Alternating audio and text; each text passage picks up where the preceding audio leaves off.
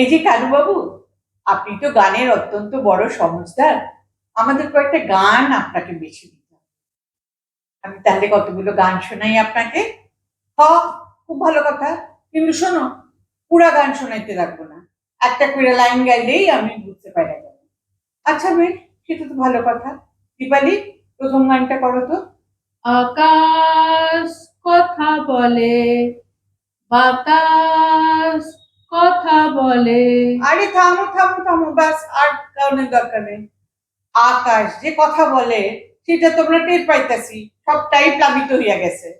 আর বাতাসের কথা আর কইও না, আমার বাড়ির চতুর্দিকে জঞ্জাল। কর্পোরেশন যখন স্ট্রাইক করে তখন বাতাসে সেই কথা আমার কর্ণের ভিতর দিয়ে একেবারে মরমে প্রবেশ কইরা যায়। ও আচ্ছা, আপনার এটা পছন্দ হলো না, ঠিক আছে, দীপালি পরের গানটা করো। এই, এদিকে এসো, এসো না, কথাটি শোনো, শোনো না প্লিজ। আরে থামো থামো থামো, কি এমন কইরা খাড়ি ডাকতেছে? ওমা, আকুলতা শুনে আপনি বুঝতে পারলেন না কাছের মানুষকে ডাকছে। কিন্তু এমন কইরা ডাকলে তো সবাই চলে আইবো, শেষে তো হৃদয়ের লাইনের সঙ্গে রেশনের লাইনের কোনো তফাতই থাকবো না। ও, এটাও পছন্দ হলো না। আচ্ছা, আরেকটা শোনাচ্ছি, দীপালি পরেরটা করো। যাব কি যাব না ভেবে ভেবে যাওয়া তো হলো না। থামো থামো থামো থামো থামো, এটা তো অফিসের গান। ছুটি যদি বাকি থাকে তাইলে কোনো কথা নেই, কিন্তু ছুটি যদি না থাকে তাহলে তো চাকরি ফট।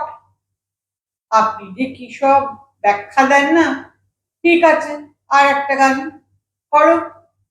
বুম বুম বুম, মক মক বুম বুম বুম। ও, আর করতে লাগবো না, আর করতে লাগবো না।